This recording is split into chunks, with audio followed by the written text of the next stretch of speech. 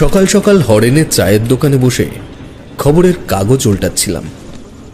আজ একটা বাড়তি ছুটি নিয়েছি শুধুমাত্র পাড়ার ছেলেদের ফুটবল খেলা দেখতে যাওয়ার জন্য। কিন্তু কাল রাতের থেকে যে অবিশ্রান্ত বর্ষণ চলছে তাতে মনে হয় মাঠে এক হাঁটু জল জমে গেছে।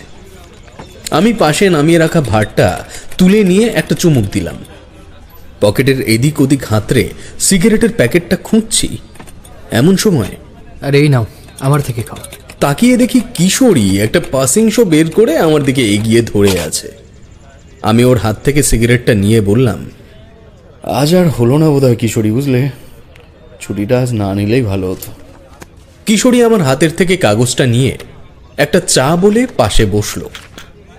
আমি সিগারেটটা ধরিয়ে ভাঁড়ে পড়ে থাকা অবশিষ্ট চাটুকুতে চুমুক দিয়ে ওটা ছুঁড়ে ফেললাম দূরে ভাঙা মাটির ভাঁড়ের স্তূপে। হঠাৎ কিশোরী আমার হাতটা খেমচে ধরল। বললাম, কি হলো? তা এতক্ষণ কাগজটা নিয়ে বসেছিল যখন, এই খবরটা দেখোনি? আমি বিস্মিত হয়ে কিশোরীর আঙুল দিয়ে দেখানো জায়গাটা পড়লাম। ওই অংশটিতে যা লেখা আছে তার মর্ম এই: বীরভূমের রুদ্রপুর গ্রামের জমিদার ভবানী মুখার্জির বাড়িতে ঘটে গেছে এক অলৌকিক দুর্ঘটনা। সদ্য বাড়ির বৈঠক ঘরে রাখা পাথরের লক্ষ্মী মূর্তি চুরি হওয়া নিয়ে বিরাট চাঞ্চল্য ছড়িয়ে পড়েছিল গোটা গ্রাম জুড়ে। গতকাল বাড়ির কাজের লোক ছাদ পরিষ্কার করার উদ্দেশ্যে যখন ওপরে যায়, দেখে সেই মূর্তিটি ভগ্ন অবস্থায় ছাদের এক প্রান্তে পড়ে আছে। অবাক করা ব্যাপার হলো এটা যে চিলেকোঠার চাবি শুধুমাত্র গৃহস্বামীর কাছেই থাকে এবং উনি 100% নিশ্চিত যে গত এক মাসের মধ্যে কোনো কাজেই কেউ বাড়ির ছাদে যায়নি। এই নিয়ে গোটা পাড়া তটস্থ এবং আতঙ্কিত। জমিদার ভবানী মুখার্জির দাবি এই যে কেউ যদি এই ভয়াবহ ঘটনার হদিশ দিতে পারে তবে তাকে উপযুক্ত সম্মাননা ও পুরস্কার দেওয়া হবে। পুরো বিজ্ঞাপনটি পড়ে আমার চোখ কপালে উঠল। এমনই এক কাহিনী এতে লেখা যা আদৌ বিশ্বাসের যোগ্য কিনা তা নিয়ে মনে দলাদলি চলতে লাগলো বিস্তর। আমি আঙুলের ইশারায় কিশোরীকে আরেকটা সিগারেট দিতে বললাম। কিশোরী সিগারেটের প্যাকেটটা বের করে বললে, আমি যা ভাবছি তুমিও কি তাই ভাবছো? আমি প্যাকেট থেকে একটা সিগারেট বের করে তা আঙুলে পাকাতে পাকাতে বললাম, একদম তাই। এই চলো চলো, আর দেরি করে লাভ নেই, চলো। সিগারেট ধরিয়ে আমি আর কিশোরী উঠলাম। মনে দুজনেরই তখন সমান উত্তেজনা যে তারানাথকে কতক্ষণে জানাবো এই ঘটনাটা। দ্রুত পায়ে মটলেনে জ্যোতিষ মহাদয়ের বাড়ির সামনে এসে পৌঁছালাম। এসে দেখি সদর দরজায় তালা ঝুলছে। কিশোরী বলল, কি ব্যাপার হে, ঠাকুরমশাই কি বাড়িতে নেই নাকি? আমিও তাকে এই প্রশ্নের হতাশাজনক উত্তর দিতে যাব এমন সময়, কি হে, তোমরা কখন এলে? চমকে পেছনে তাকালাম দুজনই। দেখি তারানাথ ব্যাগ ভর্তি আনাজ নিয়ে হাসি মুখে আমাদের দিকে চেয়ে রয়েছে। কিশোরী বলল, আপনি বাজার করতে গেলেন কেন খামোকা? তারানাথ বলল, কেন বলো তো, কোনো বড় সড় নিমন্ত্রণের খবর আছে নাকি? কিশোরী হাতে মুড়ে রাখা কাগজটি তারানাথের চোখের সামনে মেলে ধরল। বলল, ঠাকুরমশাই চট করে এটা পড়ে ফেলুন তো। তারানাথ হাতের ব্যাগটি আমার হাতে দিয়ে কাগজটি দুহাতে ধরল। দেখলাম তার মুখের ভাব ধীরে ধীরে পরিবর্তন হচ্ছে। পড়া শেষে ভ্রুকুটি করে বললে, এমন ঘটনা তো আগে কখনো দেখিনি, তবে কিছু যে একটা গোলমাল চলছে এটা নিশ্চিত। ঠাকুরমশাই, গোলমালটা কি ভৌতিক কিছু? তার সম্ভাবনাই প্রবল।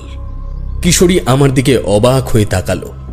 আমি নিচু গলায় বললাম, ঠাকুরমশাই, বলছি একবার গিয়ে দেখলে হয় না? তারানাথ আমার হাতের থেকে ব্যাগটা নিয়ে হেসে বলল, এই আনাজগুলোই তাই সম্পূর্ণ টাকা দিয়ে কিনে আনতে পারিনি, আর কোথায় সে বীরভূম। কিশোরী এগিয়ে এসে বলল, আপনার টাকা নিয়ে চিন্তা করতে হবে না, আপনি শুধু একবার সম্মতি দিন। তারানাথ দরজার তালা খুলে ভেতরে ঢুকল। আমরাও পেছন পেছন এলাম। ব্যাগ রেখে দাওয়ায় রাখা ঘটির জল হাতে ঢালতে ঢালতে তারানাথ বলল, তোমাদের আবার এই বিষয়ে এত উৎসাহ এলো কেন? তোমরা তো এসব বিশ্বাসই করো না। কিশোরী যে ছাড়ার বান্দা নয় তা আমি জানি।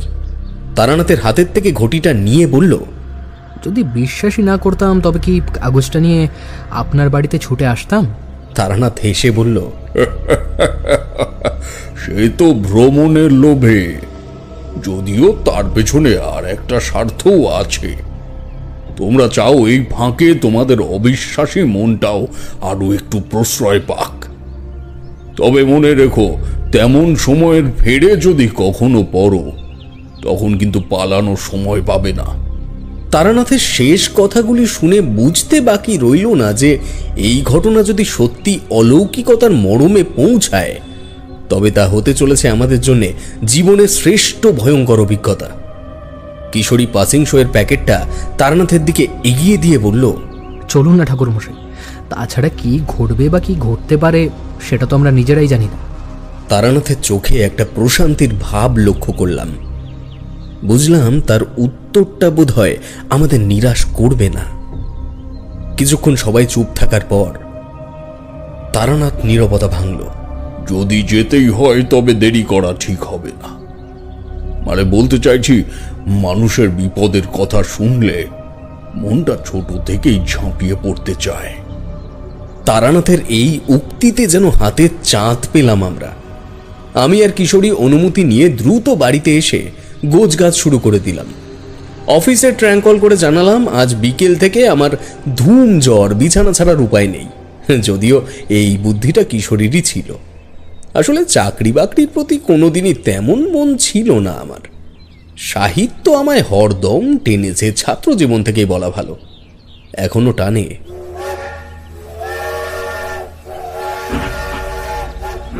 কাগজে দেওয়া ঠিকানা অনুযায়ী গন্তব্যে অর্থাৎ বীরভূমের রুদ্রপুর গ্রামে পৌঁছালাম বিকেল নাগাদ। বোলপুর স্টেশন থেকে গরুর গাড়িতে চেপে অতিক্রম করলাম প্রায় 10 মাইল পথ। রুদ্রপুর নামটি শুনে যতটা অচপাড়াগা মনে হয়েছিল, আসলে কিন্তু জায়গাটা তেমন নয়। প্রতিটা বাড়িতে বিদ্যুতের আলো পৌঁছেছে এবং কয়েকটা বাড়ির ভেতরে তো বেতারে বিজ্ঞাপন চলতেও শুনলাম। জমিদার ভবানী মুখার্জির বাড়ি চিনতে একটুও বেগ পেতে হলো না। যে গরুর গাড়িতে করে এত দূর এলাম তার বাড়িও এই গ্রামে। এই কাজেই সে এমনভাবে পদপথের ঠিকানা বুঝিয়েছে যে এই অঞ্চলে নতুন এসেছি বলে মনেই হচ্ছে না। কিশোরী বলল, সত্যি ওই গরুর গাড়ির চালকের জবাব নেই। দেখেছো, একটা নারকেল গাছ পর্যন্ত উল্লেখ করতে ছাড়েনি।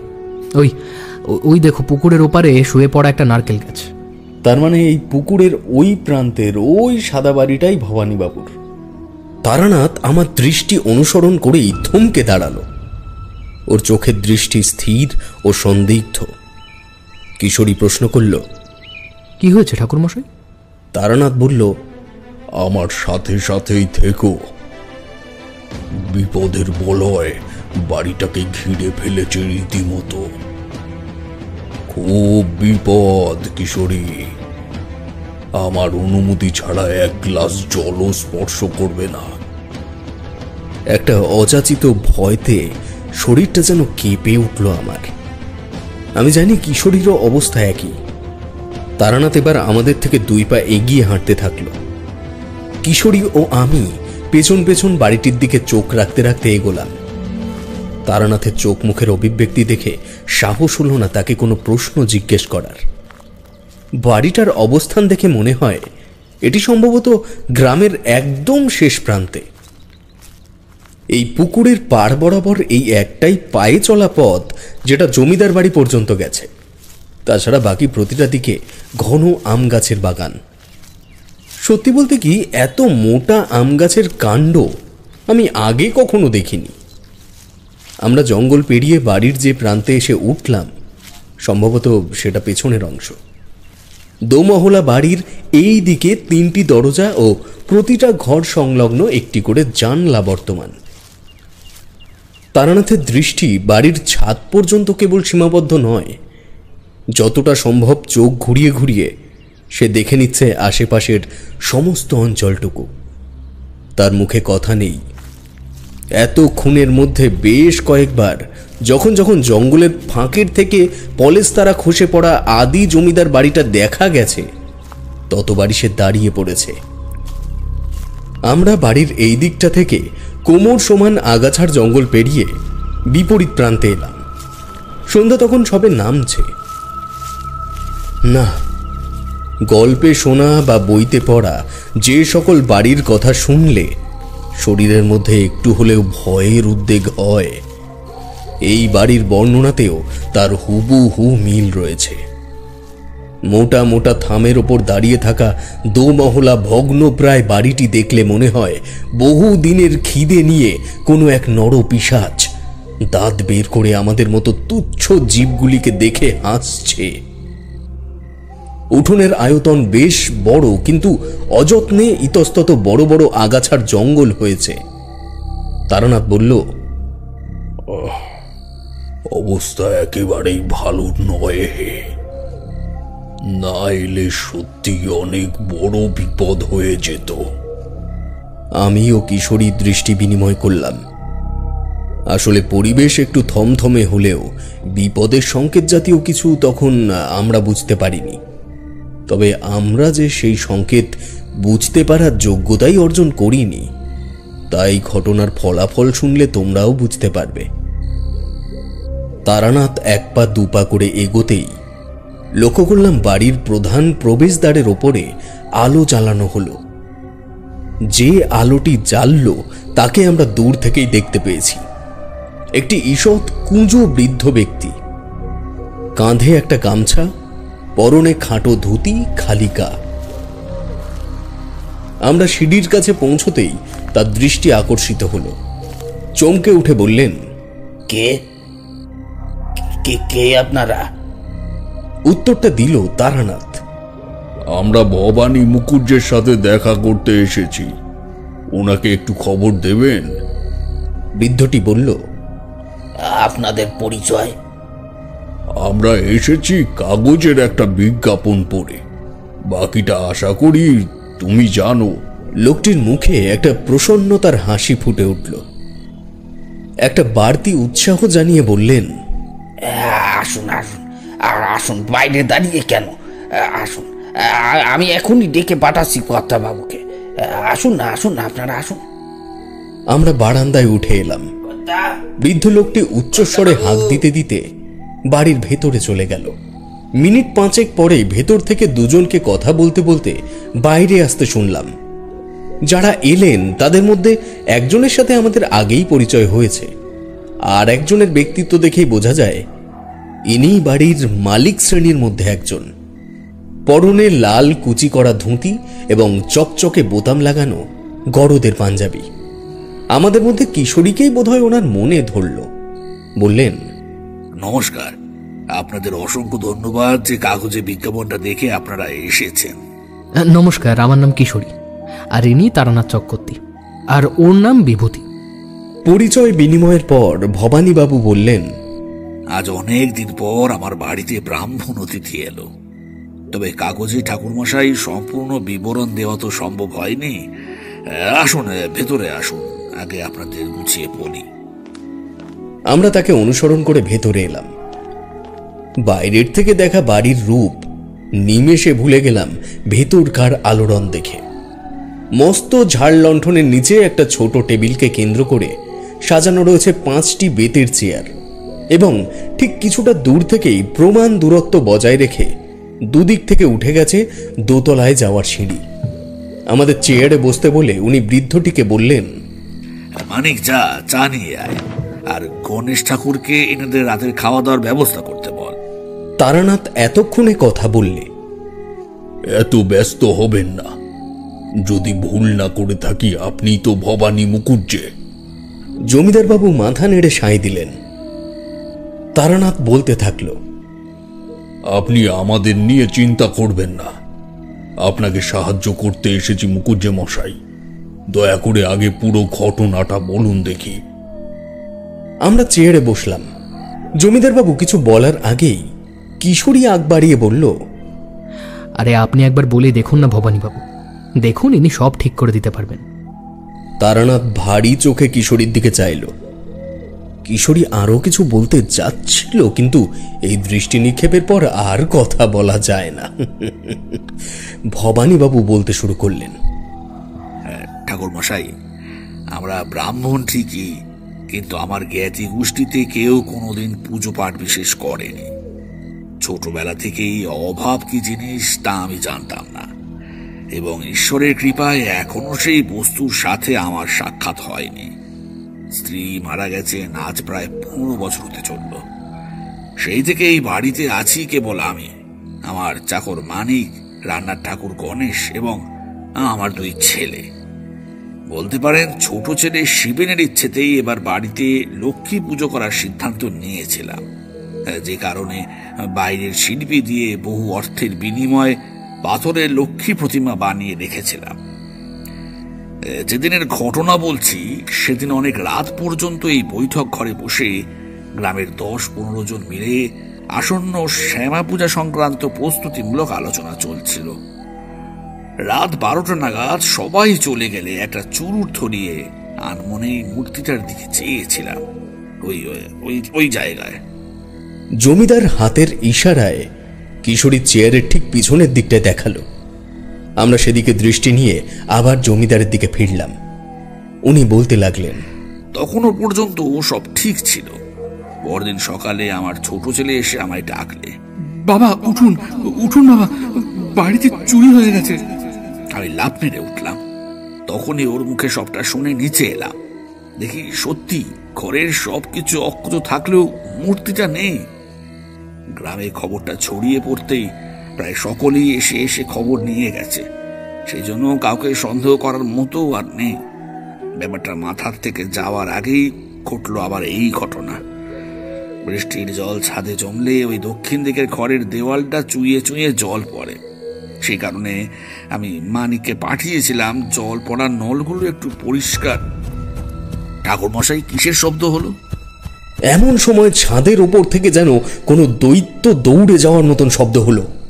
চেয়ার ছেড়ে তারানাথ বলল, ছাদে যাওয়ার সিঁড়ি কোন দিকে একটু বলুন তো। ভবানীবাবু ভীত চোখে তারানাথের দিকে তাকিয়ে কোমর থেকে একটা চাবি বের করে কাঁপা হাত তুলে দেখিয়ে দিল বারান্দার দিকটা। কিশোরী, টর্চটা নিয়ে এসো। বলে তারানাথ চাবিটা নিয়ে ছুটে বারান্দায় গেল। দাঁড়িয়ে দুদিকে একবার দেখে নিয়ে বাঁ দিকে সিঁড়ি লক্ষ্য করে দৌড়ে উপরে উঠতে শুরু করলো। আমিও কিশোরী তার পেছন পেছন, এবং কিশোরীর হাতে একটি 2 সেলের টর্চ। ছাদের সিঁড়ি ফুরিয়েছে একটি মস্ত বড় লোহার দরজার পাদদেশে। উত্তেজনায় বুকের ভেতরে তোলপাড় করছে ঠিকই, কিন্তু এই নির্ভীক তারানাথকে চোখের সামনে এই রূপে পেয়ে মস্তিষ্কে যেন কোনো সম্ভাব্য অলৌকিকতাও ঠাঁই পাচ্ছে না মুহূর্তের জন্যেও। তারানাথ ব্যস্ত হাতে তালা খুলে সজোরে লোহার 1 পাল্লা দরজাটা ঠেলে দিল বিপরীত দিকে। টর্চের প্রয়োজন পড়ল না। বৃষ্টি ঝরে যাওয়া মেঘমুক্ত আকাশে চাঁদ ফুটেছে যেন কোনো এক রূপকথার গল্পের অতি সুন্দর রাতের মতন। সেই আলোয় দরজার এপার থেকেই যা দেখলাম, তা দেখার পর আমার বা কিশোরীর মতো মানুষের হৃৎপিণ্ড মুহূর্তের মধ্যেই থেমে যায়নি, এই কথা ভেবেই এখনো অবাক হই। ছাদের ঠিক মাঝখানে একটা অপেক্ষাকৃত উঁচু জায়গায় বসে আছে একটি মেয়ে। আমরা তার মাথার পেছনের দিকটা দেখতে পাচ্ছি। পরনের বস্ত্রটা শাড়ি না অন্য কিছু তা বোঝার উপায় নেই। কিশোরী এগিয়ে যেতে চাইছিল, তারানাথ সামনে হাত রেখে বাধা দিল। ঠিক তখনই নিঃশব্দে মেয়েটির কাঁধের ওপরে এসে বসল একটি পেঁচা। এই পাখিটির আকার কিন্তু অন্য সকল পেঁচার মতো নয়। সাধারণত আমরা যেমন পেঁচা দেখি বা দেখেছি তার থেকেও 10 গুণ বড়। অবাক করা ব্যাপার হলো এই, এত বড় একটা প্রাণী মেয়েটির কাঁধে এসে বসতেও তার শরীরী অভিব্যক্তির কিন্তু কোনো পরিবর্তন নেই। সে যেন জানতো এই পেঁচাটি আসবে, অথবা পাখিটা হয়তো তার পোষ্য। তারানাথ প্রশ্ন করল, কে তুমি? এ বাড়িতে কেন এসেছো? মেয়েটি উঠে দাঁড়ালো। ধীরে ধীরে ছাদের কোমর সমান উঁচু রেলিং এর সামনে গিয়ে দাঁড়িয়ে পড়ল। পেঁচাটি যেন তার সব থেকে পছন্দের জায়গায় এসে বসেছে, কোনো নড়াচড়া নেই। সেই প্রথমবার তার হাড় হিম করে দেওয়া গলার স্বরটা শুনেছিলাম। বাঁধানো রেলিং এর ওপর ঝুঁকে পড়ে সে উত্তর দিল, অলক্ষী হলো। বলেই ঝুঁকে পড়া দেহটাকে আরো ঝুঁকিয়ে দিল ছাদের থেকে নিচের দিকে। লক্ষ্য করলাম পেটের উপরে ভর দিয়ে তার দুটি পা কাঁপতে কাঁপতে উঠতে থাকলো শূন্যে। কিশোরী নিচু গলায় বলল, ঠাকুর মশাই, পড়ে যাবে তো মেয়েটা। কথা শেষ হলো না তার আগেই মেয়েটি নিজেকে সম্পূর্ণ ভর শূন্য করে ছাদের রেলিং টপকে অদৃশ্য হলো, কিন্তু নিচে কোনো ভারী বস্তু পড়ার মতো শব্দ হলো না। শুধু বাড়ির পেছনের আম গাছগুলোর পাতায় কোনো এক অলৌকিক দুর্যোগের ঝোড়ো হাওয়া বয়ে গেল দ্রুত গতিতে। আমার ও কিশোরীর দুজনের অবস্থায় তখন পাথরের মূর্তি প্রমাণ। আকস্মিক বিস্ময়তা সম্পূর্ণ বাকরুদ্ধ করে দিয়েছে ততক্ষণে। তারানাথ বলল, নিচে চলো, এখানের কাজ ফুরিয়েছে।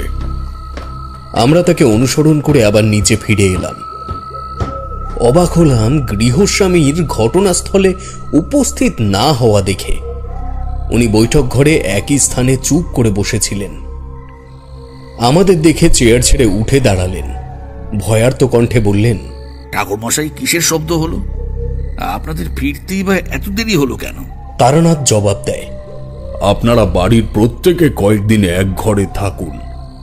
বিপদ আসছে মুখুজ্জে মশাই। বিপদ? কি বিপদ? এই শব্দ কি আপনি আজ প্রথম পেলেন? মানে এর আগে কি এমন কোন শব্দ শুনেছেন?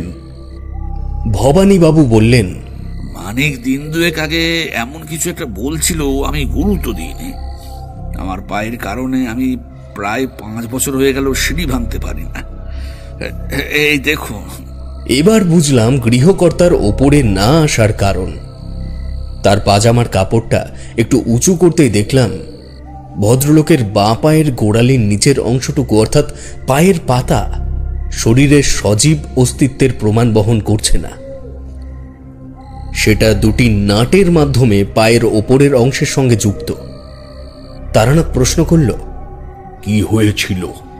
ভবানীবাবুর চোখে ভয়ের অভিব্যক্তিটা আরো বেশি প্রস্ফুটিত হল। বললেন, বাঘে ছিঁড়ে নিয়ে গেছে। আমার বংশ পরম্পরায় সবার শিকারের শখ আছে, এটা তারই একটা অপ্রিয় স্মৃতি।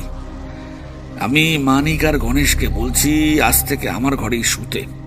কিন্তু ঠাকুরমশাই, বিপদ যাই হোক, দয়া করে আমায় মুক্তি না দিয়ে আপনারা যাবেন না। ছেলেপুলেগুলোর এখনো বিয়ে দিতে পারিনি, তার মধ্যে একই অনাসৃষ্টি শুরু হলো। হ্যাঁ, ওই আমি তো কোনোদিনই কারো কোনো ক্ষতি করিনি। তারানাথ বলল, ক্ষতি শুধুমাত্র স্বেচ্ছায় হয় তা নয় মুখুজ্জে মশাই। আমরা অবচেতনেই প্রতিনিয়ত কাউর না কারোর ক্ষতি করে চলেছি। যেমন ধরুন, আপনি আপনার শখের জন্য কতগুলি প্রাণীকে হত্যা করেছেন, কিন্তু তারা অবলা, কথা বলতে পারে না বলে আপনি জানেনই না যে তাদের কত বড় ক্ষতি আপনার দ্বারা হয়েছে। কিন্তু মুখুজ্জে মশাই, সবাই যে কথা বলতে পারে না তা কিন্তু নয়। বাকিটা আপনাকে আরো কিছু লক্ষণ পর্যবেক্ষণ করার পর বলবো। আমাদের 3 জনের ঘরটা যদি একটু দেখিয়ে দেন। ভবানীবাবু তারানাথের কথার মর্মে এমনভাবে প্রবেশ করে গেছেন যে শেষ কথাটা উনি শুনতেই পাননি। তারানাথ আবার বলল, মুখুজ্জে মশাই, আমাদের থাকবার ঘরটা। এবার তার ঘোর কাটল। এই এই মানিক, এনাদের ঘরে নিয়ে যা। আর রাতের খাবার হলো? মানিক আমাদের দোতলার একটি ঘরে নিয়ে গেল। তারানাথ প্রশ্ন করল, মুখুজ্জে মশাই, ছেলেদের তো দেখছি না, তারা কোথায়? মানিক বললে, বড় বাবু তো এখানে থাকেন না, বহু বছর হয়ে গেছে। কিন্তু ছোট বাবু শিবেন এখানেই থাকেন। ব্যবসার কাজে একটু কলকাতায় গেছেন উনি, কালকে চলে আসার কথা। কিন্তু কিন্তু কিন্তু কি? এই শব্দ আমি আগেও 2 বার শুনেছি। ছাদের ওপরে কে যেন দৌড়াদৌড়ি করে। রাত হলেই শুনতে পাবেন একটা পেঁচা কি বিকট ভাবে ডাকতে ডাকতে এই বাড়ির চারিদিকে ঘোরাঘুরি করছে। কর্তা বাবু ওষুধ খেয়ে ঘুমিয়ে পড়েন বলে শুনতে পান না, কিন্তু আমি রোজ রাতেই টের পাই। উনিও আমার কথা তেমন ভাবে শোনেন না, তাই সবকিছু বলিও না। আপনারা কদিন থাকুন, ঠিক বুঝতে পারবেন। বলে মানিক চলে গেল। আমরা দুজনেই তারানাথের মুখের দিকে তাকালাম। তারানাথ ঈষৎ হেসে জঙ্গলের দিকের জানলাটা খুলতে যাচ্ছে, এমন সময় কিশোরী বলল, ঠাকুরমশাই, ওই জানলাটা না খুললেই নয়। তারানাথ একটা প্রশস্ত নিঃশ্বাস টেনে তার ছাতি ভরিয়ে বললে, কেন কিশোরী, তোমরা তো এইসব মানতেই চাও না। এই যাত্রায় আসতে চাইছিলাম না, তার কারণ হলো এবার আর তোমাদের আমার জীবনের কাহিনী শোনার বিশেষ উৎসাহ থাকবে না। প্রশ্ন করলাম, কারণ? কারণ এতদিন তোমরা বিশ্বাস করতে না বলেই অলৌকিক গল্পের এমন একনিষ্ঠ শ্রোতা ছিলে। কারণ নাস্তিক ও অবিশ্বাসীরাই অপ্রাকৃতিক গল্পের ভালো শ্রোতা হয়। কিন্তু এবার থেকে তোমরা কাগজের বিজ্ঞাপন খুঁজতে শুরু করবে, কোথায় কি এমন অজাগতিক ঘটল। ভুল বললাম কি আমি? আমি আশা করেছিলাম উত্তরটা কিশোরী দেবে, কিন্তু ও এক মনে জানলার দিকে তাকিয়ে রয়েছে দেখে আমি বললাম, ঠাকুরমশাই, আপনার এই কথাটাই আমি একমত নই। জানি না এই ঘটনার ফলাফল কি হবে, তবে এটুকু বলতে পারি, আপনার কাছে গল্প শুনতে যাওয়া শুধু গল্প শোনার লোভে কিন্তু নয়। আপনার দার্শনিকতার প্রতি একটা অমোঘ টান তৈরি হয়েছে আমাদের দুজনেরই। তাই বলতে পারেন, আপনি গল্প বলুন আর না বলুন, আমরা কিন্তু হাসবই। তারানাথ পরিচিত হাসি হেসে কিশোরীর দিকে ফিরল, বলল, এত ভয় পেও না কিশোরী। এই অধম যতক্ষণ আছে তোমাদের ভয় পাওয়ার কোনো প্রয়োজন নেই। শুধু আগে যেটা বলেছি আবার বলছি, আমায় না জানিয়ে বা না বলে কোনো পদক্ষেপ নেবে না। তারানাথ বসল। সময় তখন রাত 8:20। এই ঘরটার মধ্যে দুটি বিছানা, একটি ওই জানলার সাথে আর একটি কিছুটা দূরে। মাঝখানের ফাঁকা জায়গাটায় একটি আরাম কেদারার মতো চেয়ার রাখা। মানিক খাবার নিয়ে এলো 9টা নাগাদ। তারানাথ তাকে প্রশ্ন করল, মুখুজ্জে মশাই খেয়েছেন? হ্যাঁ, মানে আমি ওনার ঘরে খাবার দিয়ে এসেছি। বলে এসে আমাদের হাত ধোয়ার জন্য একটি পাত্র এগিয়ে দিল। আমরা খেতে বসলে সে আমাদের পাশে বসল। আমি বললাম, তুমি খেয়েছো? জি বাবু, আমার খাওয়া দাওয়া হয়ে গেছে। আপনারা খান, আমি থালা বাসনগুলো উঠিয়ে নিয়ে তারপর যাব। আমি বসলুম। বললাম, তুমি যাও, আমি থালা বাসন সব নামিয়ে নিয়ে আসবো। ওই সিঁড়ির পাশের কল ঘরে তো। মানিক জিভ কেটে বললে, কি মা, কি বলছেন বাবু? আমি থাকতে আপনারা কেন করতে যাবেন? তারানাথ বাধা দিয়ে বলল, ও ঠিকই বলেছে, তুমি গিয়ে ঘুমিয়ে পড়ো। আমরা নিচে এগুলো রেখে একেবারে হাত মুখ ধুয়ে আসবো। মানিক বিড়বিড় করতে করতে উঠে দাঁড়ালো। আর ঘুমের বলল, কথা কি বলেন? সেই ঘুম ঘুম আর কি ঘুম হবে? ঘুম আর হবে না বাবু, একটু পরেই শুনতে পারবেন শব্দটা। বলে সে চলে গেল। আমরা খাওয়া শেষ করে কল ঘরে গিয়ে একটু চোখে মুখে জল দিয়ে ওপরে এলাম। সারাটা দিন শরীরটা বিশ্রাম পায়নি, তাই বিছানায় একটু এলিয়ে পড়তেই চোখ দুটো ভারী হয়ে এলো। তারানাথ জানলার পাশে দাঁড়িয়ে একটা সিগারেট ধরালো, বলল, তোমরা ঘুমিয়ে পড়ো, আমার জন্য অপেক্ষা করবার দরকার নেই। কিশোরী বলল, আমার ঘুম আসবে না ঠাকুরমশাই। কান এতটাই সজাগ যে দূরে কোথাও একটা কাঠ ঠোকরা পাখি গাছের কাণ্ড খুঁড়ছে, তাও শুনতে পারছি। আমার ঘুমটাও কিশোরীর কথায় ভেঙে গেল। আমিও কান খাড়া করে শব্দটা শোনার চেষ্টা করলাম, কিন্তু তেমন কিছুই পেলাম না। নীরবতাপূর্ণ মিনিট 10 কাটার পরেই বাইরের দেওয়ালে একটা ধপ ধপ শব্দ শুনতে পেলাম মনে হলো। তারানাথ জানলার বাঁ দিকে ঘেঁষে গিয়ে চোখ রাখলো বাঁ দিকের পাল্লার সোজা। সুতরাং সত্যি একটা শব্দ আসছে জানলার বাইরের থেকেই। আমি উঠে গিয়ে তারানাথের পেছনে দাঁড়ালাম। কিশোরীও যোগ দিল সেই সঙ্গে। যে শব্দটা অস্পষ্ট ছিল তা এখানে দাঁড়ানোর পর অনেকটাই স্পষ্ট হলো। তারানাথের হালকা পিছিয়ে আসা দেখেই বুঝলাম সে কিছু একটা দেখতে পেয়েছে। আমি ও কিশোরী আরো একটু ঝুঁকলাম তারানাথের দিকে। বাইরেটা বলা যায় ভোরের আলোর মতো পরিষ্কার। চাঁদের আলোয় যা ছোট অদূরে গাছের ডালে একটা কাঠবিড়ালি কি একটা নিয়ে ছোটাছুটি করছে তাও পরিষ্কার দেখা যাচ্ছে। এমন সময় কানে এলো শব্দটা, একটা চাপা কান্নার শব্দ। এই কান্নায় শুধু যন্ত্রণা নয়, প্রতিশোধের তীব্র স্পৃহাও প্রকাশ পেতে চাইছে যেন। তারানাথ ঠোঁটের উপর আঙুল দিয়ে আমাদের আরো সতর্ক হওয়ার নির্দেশ দিল। এমন সময় দেখলাম জানলার পাশ থেকে দেওয়ালের গা বেয়ে ধীর পায়ে নামছে একটি নারী মূর্তি। আতঙ্কে কিশোরী চেয়ারের পাশে ছিটকে পড়ল। তৎক্ষণাৎ মেয়েটিও দাঁড়িয়ে পড়ল জানলার কপাটের ঠিক পাশে। তারানাথ আরো একটু পিছিয়ে এলো। আমার হৃৎপিণ্ড বোধ হয় তখন চলছিল না, কিন্তু চোখ যেন কোনো মতেই পলক ফেলতে চাইছে না, পাছে এই বিজ্ঞান বিরোধী সত্যটা দৃষ্টিগোচর হয়ে যায়। এটা কোন ধরনের জীব যার উপরে মধ্যাকর্ষণ কাজ করে না? আমরা প্রত্যেকে এতটাই নিঃশব্দে থাকার চেষ্টা করছি যে নিঃশ্বাসের শব্দ পর্যন্ত কানে আসছে না। কয়েক সেকেন্ড পরে আবার পায়ের শব্দ শুরু হলো দেওয়ালে। তারানাথের জটা ভরা চুলের পাশের থেকে একটি চোখ বের করে দেখলাম মেয়েটি আবার ধীরে ধীরে নিচের দিকে নামতে শুরু করেছে। কাঁধে বসে আছে সেই অস্বাভাবিক বড় আকারের পেঁচাটি। এবার তারানাথ নিজেই নিঃশব্দে জানলার কপাট দুটো টেনে বন্ধ করে দিল। ওর মুখে সম্পূর্ণ দুশ্চিন্তার ছাপ। জিজ্ঞেস করলাম, কি বুঝছেন ঠাকুর মশাই? যা বুঝছি অবস্থা একেবারেই ভালো নয়।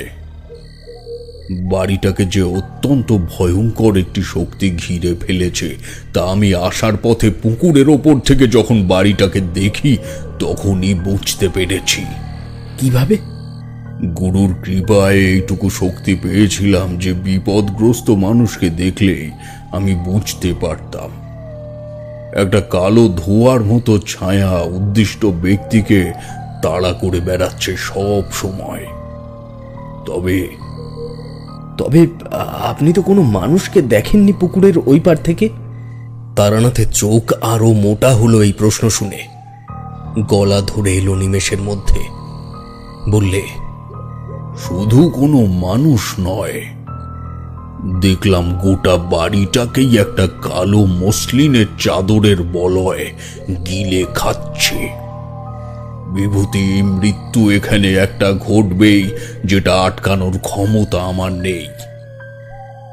তারানাথের কথা শোনার পর চোখের সামনে দেখা ঘটনাটা আবার যেন ধীরে ধীরে মস্তকে ঢুকতে লাগলো। এতক্ষণ যা দেখেছি তার ভয়াবহতা কতটা সেটা বুঝিয়ে দিল আমার দাঁড়িয়ে না থাকতে পারাটা। বিছানায় বসে পড়লাম ঠিকই, কিন্তু মুখে যতটা সম্ভব কম ভয়ের অভিব্যক্তিকে প্রশ্রয় দিলাম। কারণ কিশোরী ইতিমধ্যেই এমন একটা ঘটনা ঘটিয়ে ফেলেছে, সেখানে আমিও যদি ভয়তে মুষড়ে পড়ি তাহলে তারানাথের কাজে যথেষ্ট বাধা আসবে। সে রাতে কেউ ঘুমোলাম না। পেঁচার ডাকের যেই সম্ভাবনার কথা শুনেছিলাম তেমন কিছু পাইনি সেই রাতে। হয়তো তারানাথই এমন কিছু করলো যাতে বিদেহী শক্তি স্পর্ধা পেল না। পরদিন খুব সকাল নাগাদ তারানাথ আমাদের নিয়ে নিচে নেমে এলো। ভবানীবাবু দেখি আমাদের আগেই উঠে গেছেন। তারানাথের উদ্দেশ্যে বললেন, ঠাকুর মশাই এত সকালে নেমে এলেন যে? রাতে ঘুম হয়নি নাকি? তারানাথ বলল, চেষ্টা তো অনেক করেছি কিন্তু এলো না। আপনার বাড়িটা আর ঘুমানোর উপযোগী নেই মুকুজ্জে মশাই। আপনি যদি একদিন ওষুধ না খেয়ে রাতে শুতে যেতেন তাহলেই বুঝতে পারতেন। এখন চলুন, আপনাকে নিয়ে আমার একটা কাজ আছে। ভবানীবাবুর চোখ ছোট হয়ে এলো। বললেন, আমায় কি করতে হবে ঠাকুর? এই বাড়িটা বন্ধন না করে দিলে যে কোনো সময় একটা বড় ক্ষতি হয়ে যেতে পারে। চলুন, এই কাজ গৃহস্বামীকেই করতে হয়। মানিক পাশে এসে দাঁড়িয়েছিল। তারানাথ ওকে বলল, মানিক, একটা জল ভর্তি ঘটি এনে দাও তো। মানিক দৌড়ে গিয়ে একটা পেতলের ঘটিতে জল ভরে নিয়ে এলো। তারানাথের পেছন পেছন আমরাও বাড়ির বাইরে এলাম। ঘটির জলের দিকে তাকিয়ে চাপা স্বরে কিছু একটা বলল তারানাথ। তারপর সেটা ভবানীবাবুর হাতে দিয়ে বলল, এর মধ্যে আপনার ডান হাতের তর্জনী ডুবিয়ে রেখে আমার পেছন পেছন বাড়ির চারিদিক প্রদক্ষিণ করবেন এবং তার সাথে সাথে যখন যখন ইশারা করব ডোবানো আঙুল তুলে নিয়ে ঘরের ভিতের ওপর ছিটিয়ে ছিটিয়ে জল দেবেন। আর আমরা দুজন বাদে বাকিরা সবাই বারান্দায় উঠে দাঁড়াও। আমরা উঠে এলাম ওপরে। তারানাথের নির্দেশ অনুযায়ী ভবানীবাবু ডান হাতের তর্জনী ঘটির জলে ডুবিয়ে নিয়ে তাকে অনুসরণ করতে শুরু করল। এভাবে সম্পূর্ণ বাড়িটা ঘুরে আবার পূর্বের জায়গায় আসতে সময় লাগলো প্রায় 20 মিনিট। ভবানীবাবুর হাতের থেকে ঘটিটা নিয়ে তারানাথ পুকুরের দিকে চলে গেল। গৃহস্বামী বললেন, তোমরা যে কোন দৈবক্রমে আমাদের বাড়িতে এলে আমি ভেবে পারছি না। বয়স তো আর কম হয়নি, তাই আমার অভিজ্ঞতা থেকেই বলছি, এমন একজন স্বনির্ভরশীল আত্মবিশ্বাসী মানুষ পাশে থাকলে নিজের মৃত্যু হবে জানলেও কিছু সময় স্বস্তিতে থাকা যায়। বলে উনি আবার পুকুরের দিকে চাইলেন। তারানাথ তখন ফিরছে, ওর হাত শূন্য। আমাদের কাছে এসে বলল, ঘটিটা জলে দিয়ে এলাম। আর মুখুজ্জে মশাই, আমার আত্মবিশ্বাস আপনাদেরকে রক্ষা করতে পারলে বরং ভালোই হতো, কিন্তু সেটা কি কখনো সম্ভব? মনে রাখবেন, কর্মের ফল বিধাতা দেয় এবং যাকে খণ্ডানোর ক্ষমতা আমার মতো সাধারণ মানুষের নেই। ভবানীবাবু বিব্রত হয়ে পড়লেন। বললেন, ঠাকুর মশাই, কর্মের ফল বলতে আপনি কি বলতে চাইছেন? এমন সময় একটা কালো রঙের ফিয়েট গাড়ি ধুলো ওড়াতে ওড়াতে বাড়ির উঠোনের সামনে এসে থামল। এই প্রথমবার বাড়িতে আসার প্রধান রাস্তাটা আবিষ্কার করলাম ওই গাড়িটা আসার অস্থায়ী পথটি দেখে। অস্থায়ী বলছি কারণ সামনের আমবাগানের মধ্যে থেকে বিশেষ একটি জায়গা বরাবর জঙ্গল নেই বললেই চলে এবং মাটি অনেকটাই সমান। এই বাড়িটিকে যেন চারিদিক থেকে আবৃত করে রেখেছে ঘন সবুজে ভরা বনস্পতির দল। পরিবেশের কথা বললে শৌখিন হাওয়া বদলের জায়গা হিসেবে এই স্থানে জুড়ি মেলা ভার। ভবানীবাবু বললেন, ওই শিবেন এলো। দেখলাম একটি বছর 25-এর যুবক আমাদের আপাদমস্তক নিরীক্ষণ করতে করতে এগিয়ে আসছে। তার হাতে ধরা সুটকেসটা মানিকের হাতে দিয়ে প্রশ্ন করল, আপনারা কারা? উত্তরটা দিলেন ভবানীবাবু। শিবেন, কাগজে দেওয়া বিজ্ঞাপনটা দেখে ওনারা এসেছেন আমাদের বাড়িতে। এই ঠাকুর মশাইয়ের নাম তারানাথ চক্রবর্তী। উনি হলেন বিভূতি আর ওনার নাম কিশোরী। হ্যাঁ, কিশোরী। শিবেনবাবুর দেখলাম এই বিষয়ে বিশেষ উৎসাহ নেই। তাচ্ছিল্যের সাথে বললেন, সত্যি বাবা, তুমিও পারো। বললাম এই কাজ করেছে গ্রামেরই কোনো অসভ্য লোক, সোজা থানায় একটা কমপ্লেন করলেই তো হয়। কেন বোঝো না শিবেন, এই বাড়িতে কোনোদিন পুলিশ আসেনি। রাবিশ। বলে সে সিঁড়ি দিয়ে বারান্দার দিকে এগিয়ে গেল। তারানাথ বলল, শিবেন, তোমার সঙ্গে আমার কিছু কথা আছে। শিবেনবাবু দাঁড়িয়ে পড়লেন। পেছনে না ঘুরেই উত্তর দিলেন, আমার সময় মতো আপনাদের ডেকে নেব। কথা শেষ হওয়ার আগে বাড়ির ভেতর থেকে চিৎকার ভেসে এলো। ভবানীবাবু বললেন, গণেশ, গণেশের আবার কি হলো? তারানাথ ছুটে গেল। তার সঙ্গ নিলাম আমরা। পৌঁছে দেখি রান্নাঘরের মেঝেতে বিস্ফারিত চোখ করে পড়ে আছে গণেশ বামুন। মাটিতে ঘষতে ঘষতে দরজার দিকে আসতে চেষ্টা করছে সে। তারানাথ গিয়ে তার কাঁধে হাত রেখে বলল, কি হয়েছে গণেশ? তুমি এমন করছো কেন? কিশোরী, জল নিয়ে এসো তো, আর বাকিরা একে ধরে নিয়ে চলো তো ওই বৈঠক ঘরের দিকে। আমরা গণেশকে ধরাধরি করে বৈঠক ঘরে নিয়ে এলাম। কিশোরী জল এনে ওর মুখে ছিটিয়ে দিয়ে ঘটিটা তারানাথের হাতে দিল। গণেশ ধুতির খোঁট দিয়ে মুখ মুছে নিয়ে হাঁপাতে হাঁপাতে বলল, আমি সকালের খাবার বানানোর জন্য ময়দা মাখছিলাম। হঠাৎ একটা চাপা কান্নার শব্দ এলো, এরকম মনে হলো। সন্দেহ বসে জানলার দিকে মুখ বাড়াইছি, তখনই একটা বড় পাখি উড়ে এসে জানলার সামনে ঝাপটে পড়ল। এত বড় পাখি, হ্যাঁ, এত বড় পাখি আমি কোনোদিনও দেখিনি বাবু।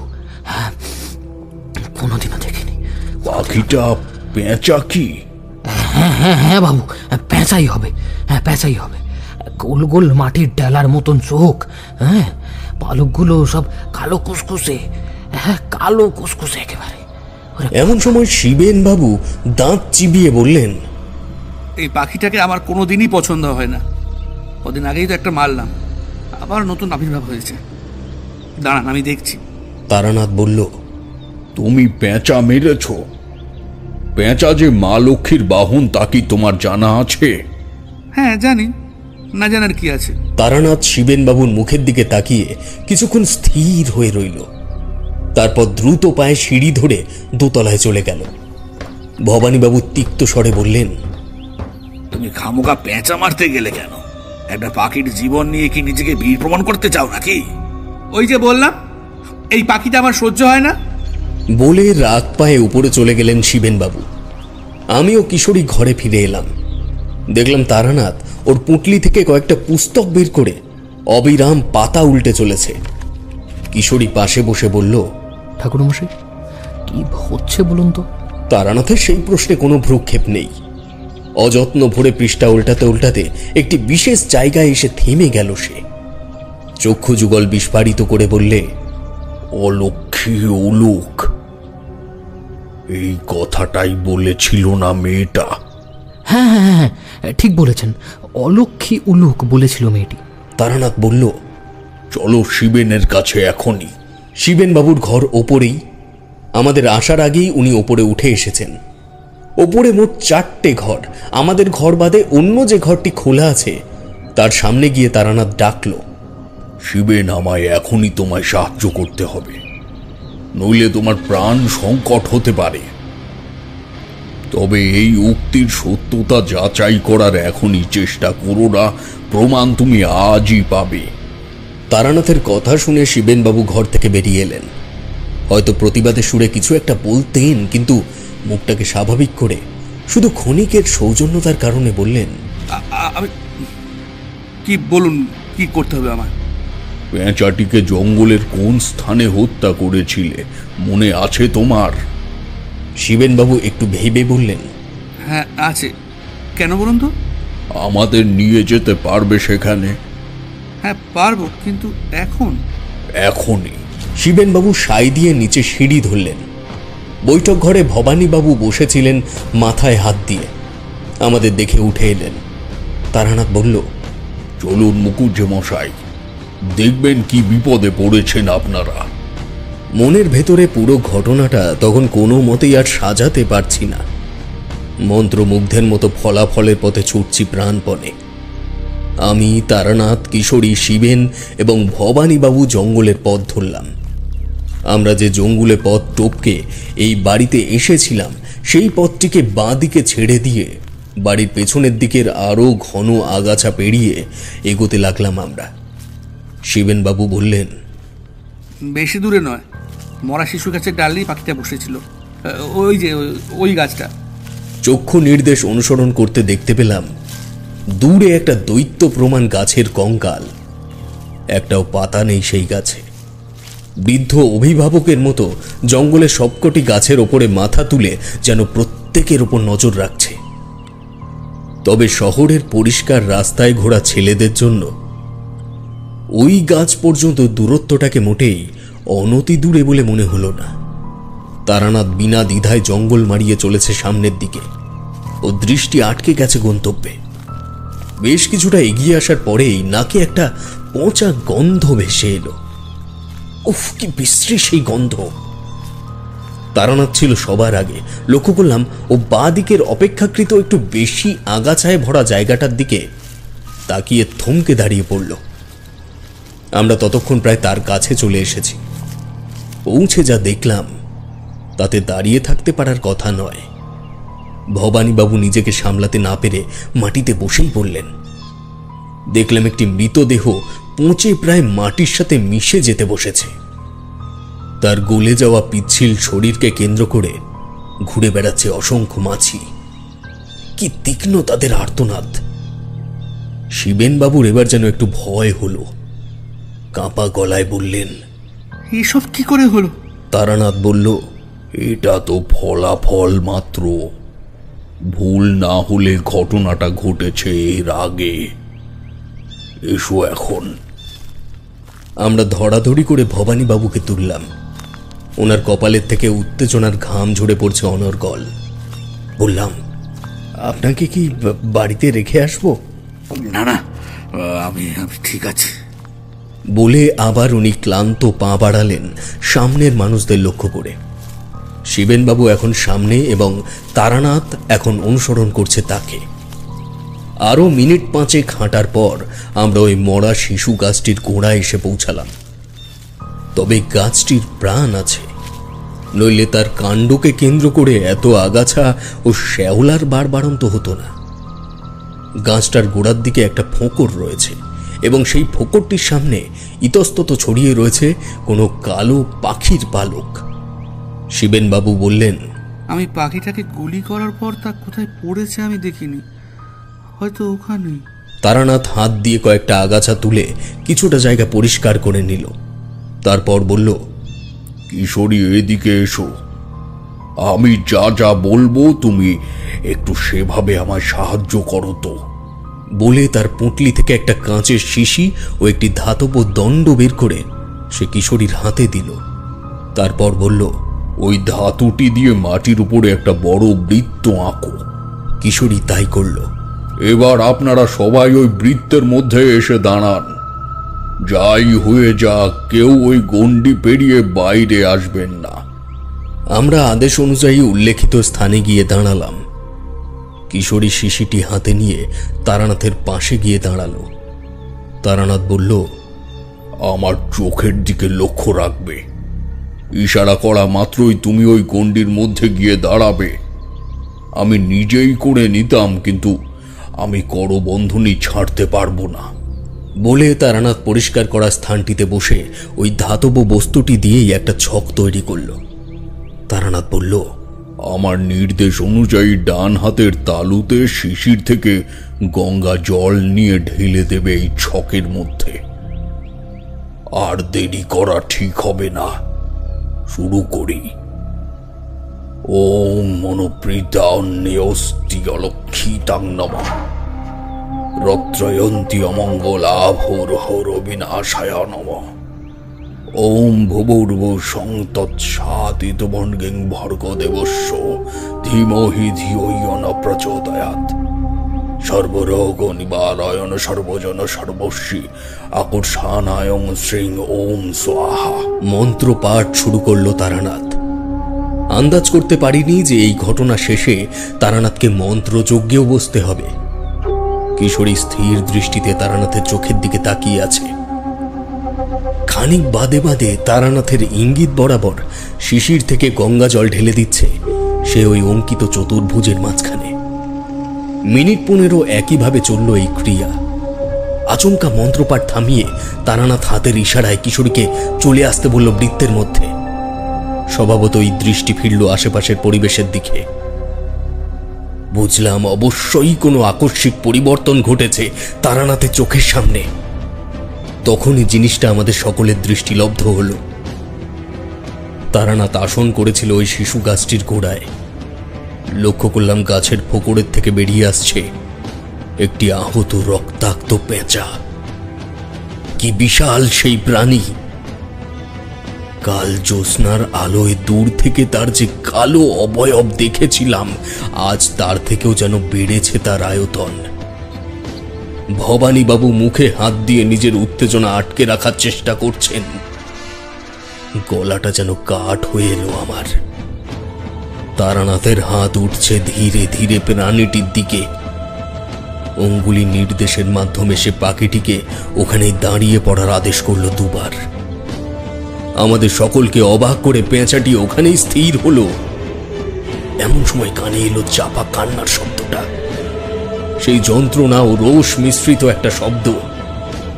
তারানাথ গলা উঁচু করে নির্দেশ দিল, কেউ গণ্ডির বাইরে বেরোবে না। বুঝিনি এখনো এত বড় একটি ভয়ঙ্কর অলৌকিকতা আমাদের জন্য অপেক্ষা করে আছে। মরা শিশু গাছের ফোকর থেকে বুকে ভর দিয়ে বেরিয়ে আসতে লাগলো একটি রক্ত ভেজা দেহ। বুঝে নিতে অসুবিধা হলো না, এই সেই মেয়ে যাকে কাল রাতে তার পোষ্য পেঁচাটিকে নিয়ে ছাদের থেকে নামতে দেখেছি আমরা তিনজন। পরনে একটা ময়লা শাড়ি এবং ডান হাত ও ডান পায়ের হাঁটুর অংশটা অনেকটাই বেঁকা। তার চলন ভয়াবহ, আতঙ্কদায়ক। তারানাথ বলল, শিবেন, তুমি এদিকে এসো। অভিজ্ঞতা সাধারণ মানুষের এমন অলৌকিকতা স্রোতে কখনো ডোবে না। শিবেন বাবুর অবস্থাও তখন বাকিদের মতোই। কাঁপতে কাঁপতে এক পা দুপা করে সে তারানাথের পেছনে গিয়ে দাঁড়ালো। এবার তারানাথ পরবর্তী নির্দেশ করল, পেঁচাটিকে 2 হাতে তুলে নাও শিবেন। ওই সময় এমন প্রস্তাবে কোনো স্বাভাবিক মানুষই রাজি হতে চাইবে না। শিবেনও নির্দেশ শুনে 2 পা পিছিয়ে এলো। পেঁচাটাকে তুলে নাও শিবেন। খানিক থমকে গিয়ে শিবেন এগিয়ে গেল পেঁচাটির দিকে। পাশে মেয়েটি বুকের উপর ভর দিয়ে চোখের মনি যতটা সম্ভব উল্টে দিয়ে শিবেনের মন্থর আগমন পর্যবেক্ষণ করছে। অশ্রু বিহলিত চোখের কোণে তার পৈশাচিক হাসির ছাপ পড়ল। কি যেন একটা পরম প্রাপ্তির আশ্বাস পাচ্ছে মেয়েটি উক্ত কর্মের মাধ্যমে। ডানা ভাঙা ক্ষত বিক্ষত পেঁচাটিকে কাপা কাপা হাতে তুলে নিল শিবেন। সেই মুহূর্তে একটা দীর্ঘ নিঃশ্বাস টেনে নিয়ে পরম পৈশাচিক প্রাপ্তিতে হেসে উঠল মেয়েটি। কিশোরীর হাতের আঙুলগুলো আমার কবজিকে খামচে ধরল সঙ্গে সঙ্গে। তারানাথ বলল, ওর পোষ্য ওকে ফিরিয়ে দাও। তুমি যাকে মেরেছ সেটা কোনো জঙ্গলি পেঁচা নয়, তার রীতিমতো একটা মনিব রয়েছে। দেরি করো না শিবেন। শিবেন কাঁপা হাতে পেঁচাটিকে এগিয়ে দিল মেয়েটির দিকে। এই সম্পূর্ণ কাজটি করতে যতটা সময় লাগলো, মেয়েটির পাখিটিকে শিবেনের হাতের থেকে ছিনিয়ে নিতে তার 1 ভাগ সময়ও লাগলো না। চাপা ঘৃণা ও রোষের প্রকাশ পেল তার হাড় হিম করা অপার্থিব কণ্ঠে। সেই কণ্ঠ আমার মনে এলে আজও আমার হৃৎপিণ্ড কয়েক মুহূর্তের জন্য বিরূপ আচরণ করে ওঠে। পাখিটিকে কাঁধে বসিয়ে নিয়ে আস্তে আস্তে উঠে দাঁড়ালো মেয়েটি। শিবেনের মুখের কাছে ঝুঁকে পড়ে মেয়েটি বলল, তুই আমার পদ্মকে মেরেছিস, কিন্তু আমি তোকে মারব না।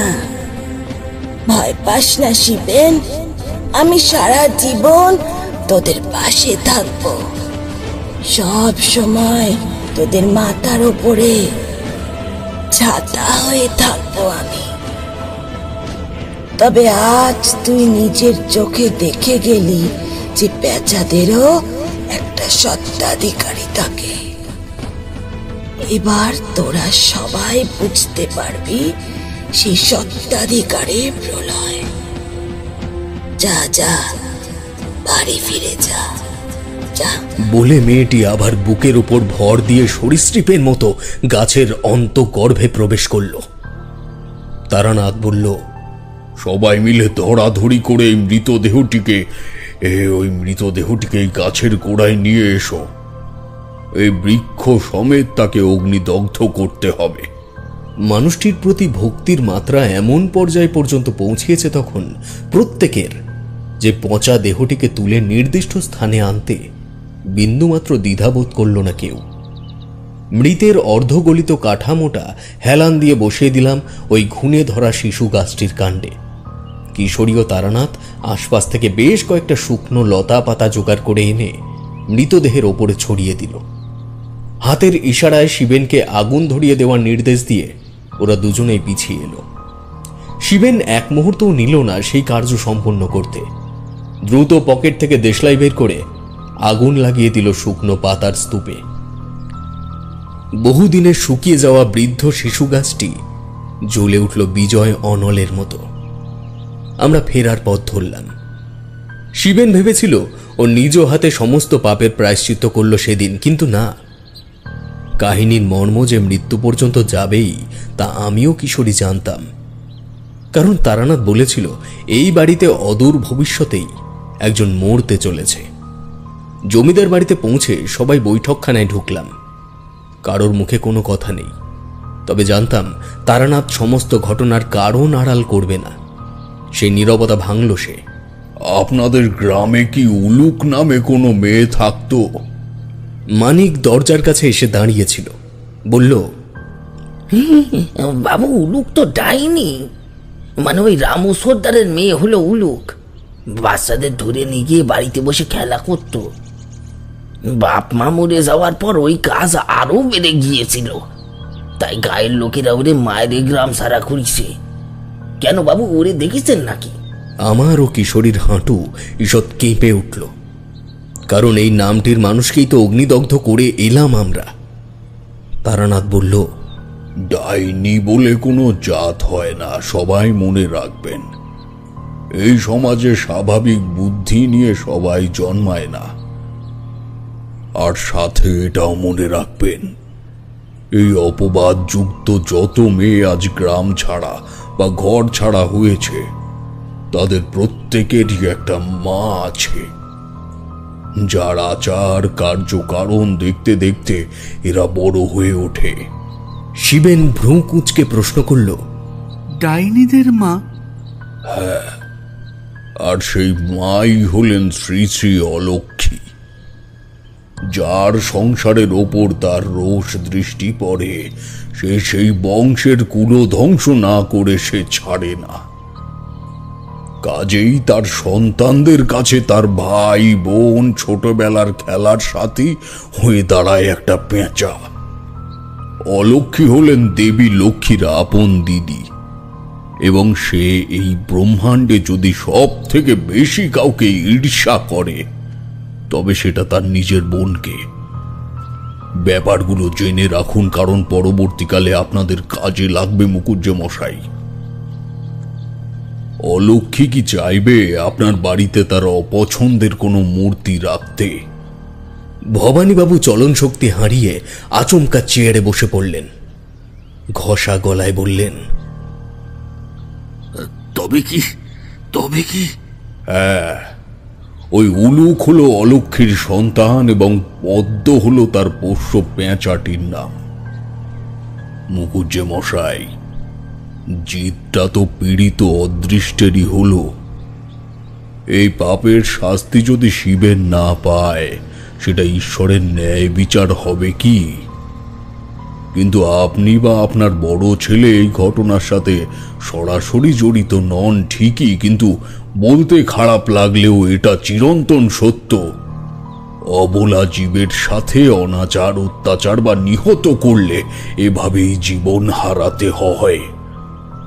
ওই যে আগেই বললাম, অলক্ষ্মী একবার রুষ্ট হলে কুল ধ্বংস না করে ছাড়ে না। যাক, এবার আমাদের অনুমতি দিন, আমরা আসি।